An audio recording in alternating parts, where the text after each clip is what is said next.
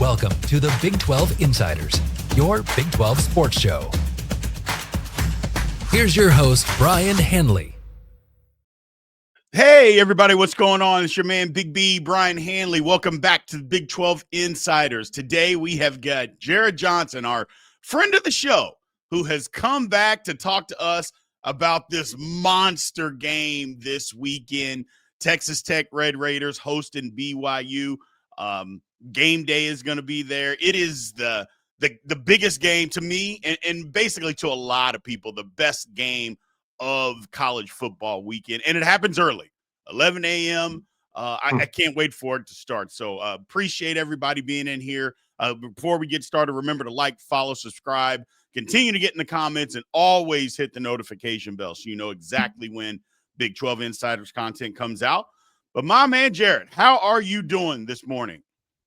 Hey, I'm doing great. Living the dream. It's beautiful. It's sunny here in West Texas. Unusually warm for this time of year, even in Texas. And yeah, there's a lot going on in Lubbock this week for sure. But I'm just so happy for the fans, for the players, for the coaches, really of both teams, to get to enjoy this. This is why you play sports. This is why you sacrifice so much. And also, I want to say thank you so much for having me on. I always love to come on here and talk Big 12 football with you. Absolutely. I appreciate you giving us your time. First thing is, last weekend, we'll talk about that just for a quick second.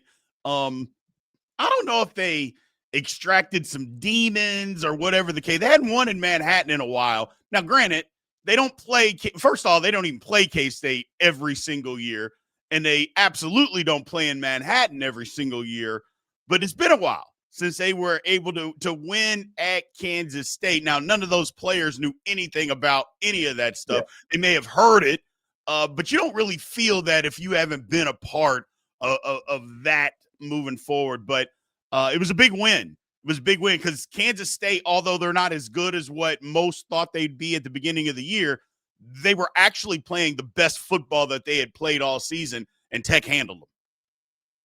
Yeah, I think everything you said there was correct. In terms of like the players and even most of the coaches, yeah, a lot of them had never played Kansas State anywhere. I mean, Baron Morton was about it. To be honest, even J-Rod was hurt that year in 2023 when Kansas State came into Lubbock and whipped him. Avery, I think he ran for 5 touchdowns or something in that game. Bottom line is it was a big road game. It was a tough test, tough environment, a tough, respected program that Tech was playing, and it was a must win. I mean, if Tech is going to accomplish, all their goals, things they want to achieve, they had to go in there and win that, especially having lost to Arizona State already having that L in the column. So it was a ginormous victory. I think the fans, it was very cathartic, exercising some demons and stuff like that. But I kind of likened it to homecoming, where there's a lot of outside noise for the players, but do they really care about that much? Probably not. Certainly not as much as the fans and maybe even media folks. Right. You mentioned Baron Morton's. He looked hobbled out there. He definitely not 100%. I said yesterday he looked at like he was about 70%, and maybe that's stretching. And you just looked at him, but he played well. He didn't play bad. He played. I mean, he looked like he was hobbled. What's his health right now, Jared? Yeah, I was surprised to see his movement be hindered as much as it was. I thought he was actually a little more healthy after sitting out 2 weeks. But Baron is a tough dude. It's really weird because a lot of people will question his toughness because he's been injured a lot. But one of the things about him is he plays through pain so much and doesn't talk a lot about it. Everybody else talks about it. He didn't really like to talk. He's always just fine if you ask him. But tough West Texan dude. But he plays through so many injuries that sometimes his body just like stops working when he gets hit in one of those places again. He had an oblique injury, he had a calf injury as well, lower leg injury as well. He's battling through it. And I mean, this is, again, going back to the sacrifice and why you play the game. I mean, for these kind of moments to be relevant in November, play in on a big stage like this and hopefully play beyond that, meaningful games. I mean, that's why he's done all this is to get to this point. So it's going to be hard to get Baron Morton off that field. But in terms of how healthy he is, I think you're probably right about on it, like maybe 75%. I'm not good at percentages, but he's not 100. I don't know how many guys out there are who are playing at this point, Right. but he's used to playing through injuries. And really, he played very well last week, probably better than his stats. Tech was shooting itself in the foot. I don't want to take anything away from Kansas State, but in the first quarter, some false starts, some drops really hindered some drives when they were moving the ball well. And they put it all together, over the next 3 quarters, and Barron was a huge part of that, of course.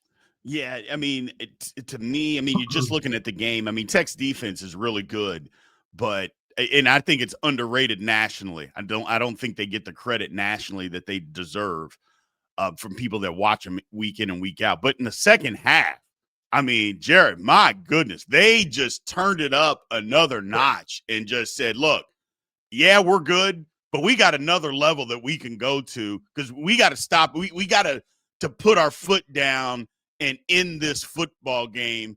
And they just did that. They just completely shut off. Now, I get it that the game, it got to 29-20. I totally understand all of that. You can't shut – I mean, again, they give scholarships out at Kansas State too, so they're going to be able to score a little bit from time to time. But they really just took over that football game in the second half. They did, and that's the blueprint. I mean, even in the loss to Arizona State, they took a late fourth quarter lead. Now, you got to, again, tip the cap to Arizona State, what they were able to do. They had that final drive, Levitt, and I can't remember Jordan. I can't remember his last name. The receiver was amazing. They were heroes for Arizona State. So you got to tip the cap there. But really, throughout Big 12 play, Jordan Tyson, sorry, Texas Tech has been great in the fourth quarter and in the second half. They wear teams down. Asked offensive coordinator Mac Lepwitz about it, and he said, look, we ran 45 plays in that first half. They were a little bit tired, so maybe Kansas State's a little bit slower coming off blocks, taking worse angles. They get tired, and it's really worked on both sides of the ball for Texas Tech. The running games gets going for the offense, and then the defense gets to pin its ears back and rush the passer. And when that happens, I mean, it's been game over for the most part. Now, what's interesting to me about this matchup coming up against BYU is though maybe the margins have been closer, BYU, it has a similar style. They just, they're a physical team. They wear teams out, and by the fourth quarter, I mean, you see some teams kind of giving up or just not having that energy and that same physicality, not being able to match the Cougars in the fourth quarter. So, man, I'm really looking forward to that part of the matchup. Yeah, and that's what I was going to say. I was going to switch the focus to BYU is, it's really kind of the same style. The only difference, I would say on defense, it's the same style.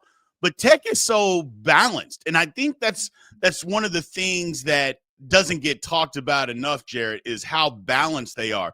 Because you think of Texas Tech, you think of the old Mike Leach days, and they throw it around the lot, and they still do that. They still throw it around the lot. But Tech is really, really physical, and I don't think they get enough credit for that. And the Kansas State game was a perfect example where not just physical or defensively, but offensively, they are an extremely physical football game or football team. And that's why I think this matchup with BYU is so intriguing, because that BYU wants to be physical. But Tech, I think people nationally just think of them as being the old Texas Tech. They're going to throw it 55 times a game and just try to outscore you. It's totally different. I think this matchup, look, it can be high scoring, I guess, but I think this game, it's just going to be a physical football game. And like me and you, we always talk about, even off air, is like physicality, man. And physicality usually wins. Not always, but physicality usually wins. And that's why I like this matchup, because these two teams are going to get after it. Yeah, and I'm really happy to say that through all the changes, both on and off the field, to let's just say college football, I mean, you could say about all football at every level, I'm still happy to say that having the biggest, baddest dudes who are working together in tandem in the trenches is still probably the most important thing. I mean, obviously the shiny cars, the receivers, the quarterbacks, I mean, they're very important, don't get me wrong, but in general, especially later in the season when guys are beat up, maybe the weather is bad, stuff like that, it helps to have those monsters up front, who are working in tandem. That's important. That's what wins football, and moving guys somewhere they don't want to go, basically on a consistent basis. So, and having those sports cars, get all the glory, basically. But that's still football, and I'm really happy through all the changes. That's still the case, and yeah, I don't blame people for not waking up to the fact that Tech has changed. I mean, that's been probably the biggest thing in terms of a change with Texas Tech is just in the trenches, the offensive defensive lines. Right. They've had those sports cars and not the sustenance or the substance behind it. And that's why you've seen like Texas Tech maybe get like a 28, even during the Leach years, like a big lead in the first half, but then things start to even out. The guys in the trenches start to win out. So I like that you said that about the offense as well, because it really has been a factor. To me, the key for Texas Tech is getting Jacoby Williams and Cam Dickey enough touches. And it doesn't have to just be running the ball. It has to be running the ball because that's part of exerting your will on the opponent. But, last week against Kansas State, they didn't waste any time in getting Jacoby Williams the ball. And he had a, ginormous impact on the game. And then you come in with the battering ram that is Cam Dickey. And by the fourth quarter, teams are just like, no, I'm good. I'm good. And that's, to me, that is football. And again, I go back to BYU. They've been able to come back for some deficits and kind of do some things in the same manner in terms of their physicality. But another big key that I don't think people are talking about is Terrence Carter coming back at tight end. He's been hurt for several of the last 2 or 3 games. He even missed at least the Oklahoma State game, but he missed a lot of the Arizona State game. And he is a mismatch. He is a problem for opposing defenses. So while it's been good to get Barron back, having Terrence Carter come back and then Jacoby kind of get a little healthier, or them give him the ball despite him being a little banged up, I mean, that makes Tech's offense kind of overwhelming at, later in the game, kind of like the defense is, where offenses have to kind of pick their poison in terms of who they want to focus on and try and stop. Yeah, they have mismatches all over the field. And then when you run the ball on top of that, it just becomes very difficult to stop. This matchup we talked about as far as physicality. Look, there's ways that, there's a lot of ways that Tech can win this game. I always try to go into each matchup when I break them down and think, okay, what are the paths to victory? And how many are there?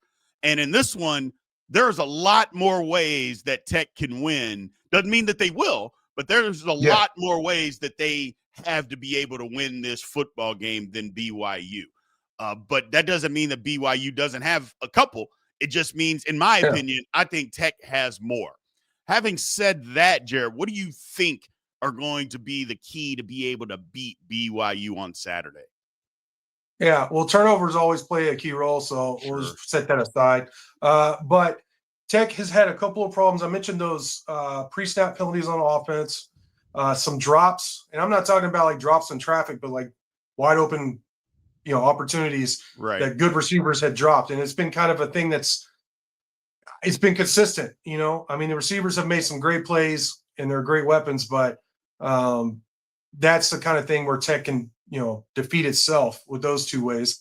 I think Bear for BYU is a load. He's a handful. Yes. And he's a different kind of runner than what Tech has faced in terms of I'm not comparing him in terms of that he's on that level, but he reminds me of Tim Tebow in that way, in that he'll just run straight up the middle and challenge your linebackers. And there's just not a lot of quarterbacks who can do that and hold up through a game, certainly hold up against a defense as physical as Texas Tech.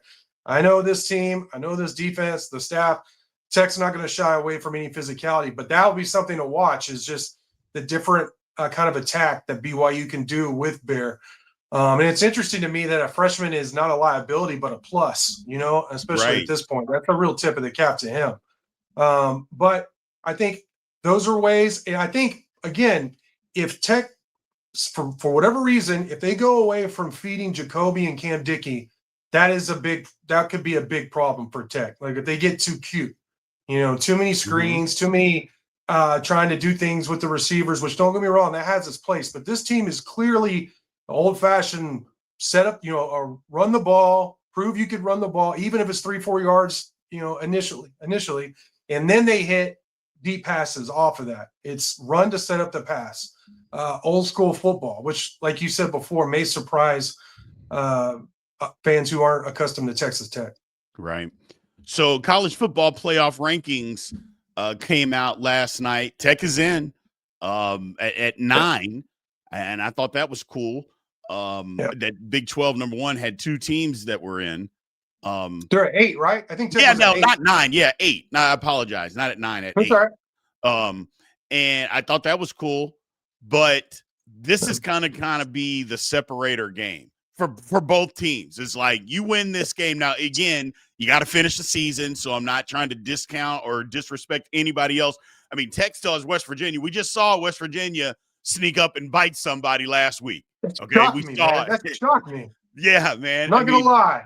I would have I'm not a gambling man, but it's one vice, thankfully, I don't have. But if I didn't do what I do and I was going to bet on a game, I would have put a lot of money on Houston, man. That shocked me. But yes, that's what I'm saying, man. I'm like, you got to finish the season because these teams, that's the thing about a West Virginia, even Oklahoma State, like they're not that talented, but they haven't quit. They have not quit. There's other teams in this conference that have, but we will leave that for another day. But this, to me, I think is the separator, Jared, is that you win this one, got to finish the season. But for me, I think this is Tech's, okay, we win this game, we get to the Big 12 title game. Even if they don't win the Big 12 title game, they win this and they finish it off. I got to believe that they're going to be in the college football playoff just by getting to Arlington, if they win the next 3 games. Is that kind of your thoughts, or are you thinking, no, don't leave it up to chance? Yeah, I'm thinking, obviously the best way would just be to win out. And, right. Of course, that's how they're thinking. But if you lose this game, you somehow get to the Big 12 championship. Here's another scenario, and win the Big 12 championship. Could you get in there that way? I think there's a scenario in which, because a lot of these other teams have some pretty tough schedules as well down the stretch, so there's going to be more losses. We're going to see some more chaos. So I do think there's a scenario in which, like you said, they went out, they get to the Big 12 championship and they lose, which might be the best for the Big 12 in terms of maybe getting 2 teams or more into the playoffs. But it depends on who you ask. Some people are like, "Oh, Big 12 is only getting 1," and I've heard a lot of people say 3. And does anybody really know? At this point. No. But I think there's a lot of football left to be played. There is. And I do see a scenario where all those could happen. But I think from a national perspective and just for Tech itself, you got to win this game, especially being at home. With everything, there's a lot of distractions. I'll tell you that going on. And that's one. Maybe I'm just old fashioned, but that's one thing going off in the back of my head. Is like, man, there's a lot of distractions. There's a lot of people telling Texas Tech and the players how great they are. Mike Leach used to call them fat little girlfriends, infamously, telling you how great these players are. So it's going to be interesting to see how they handle success this week. But it's a veteran team. It's a very close team, so I think they'll be able to handle it better than perhaps some other teams in the past. Well, and we'll talk about that before I get you out of here. Game day is coming to town. Second time it's been to Lubbock. The last time, what was it, 2008, correct? Yep, when they upset Texas. Here's the thing about it, and I will say, distraction, it's a big deal. Let's not kid ourselves. Game day coming to town, it's a big deal. The players are going to feel that. They absolutely are. The one thing, though, Jared, that I will say as being a former player, playing early helps. Yeah. Not having to wait around all day and get with the hoopla and the game happening at night, and sitting around and dealing with that. Playing early absolutely helps. I can tell you that for firsthand experience. You'd rather, okay, let's get all the hoopla, let's do all of that, and then let's get right to it. Having said that, how big is this with game day coming to town? Like, how big a game is this? Not just for, obviously, we know the players and for the season and all that, but for the school, alumni, and for the city itself. Yeah. I don't think we could overstate how big it is. I mean, I even posted a video earlier this week and saying, like, look at how many people are flourishing off this, the investment of the money in the off season. And oh, by the way, BYU, though different, they've invested a lot of money in their programs, and look where they're at. I mean, it's not just the investment, but having the right people knowing what to do with it. Yes. I'm gonna go off on a tangent, but no, it's huge, and so many people, so many businesses, including my own, being honest, is flourishing off this success that Texas Tech is enjoying. And in terms of what it means moving forward, not just this season, but even beyond that, I think it's ginormous for the program. So much right now is about national perception. We're talking about who can make it into the playoffs or who are that. People are going to remember who won this game next year. Right. They may not remember all the details, but they'll remember, man, Texas Tech, they stepped up to the plate on the big stage and they knocked it out of the park. They won. Or BYU went into Lubbock, had all those things against them, and they got the dub. People will remember this. So from that standpoint, it's huge. And all the branches off of it, I mean, it's hard to calculate, to be honest. I mean, it's a huge recruiting weekend. I know there's already going to be several 5-stars and 4-stars, blue chip players going to be, on hand. So that's huge. I could go on and on. So many people coming back to Lubbock, maybe perhaps for the first time in a while. A lot of players. I know Taj Brooks is, I talked with him earlier, and he's posted on Twitter as well or X that he's coming back. Mahomes, all that. It's a huge game for both programs, to be honest. Yeah, it is. It's a big game. It's a big game and for the Big 12. Yeah, I was just going to say it's a big game for both programs. It's a big game for the Big 12. I mean, you look at the beginning of the year, Jared, and I don't want to bore you with too much of this, but, you talk about a perception and a national perception and kind of an ESPN / college football bias towards the Big 12.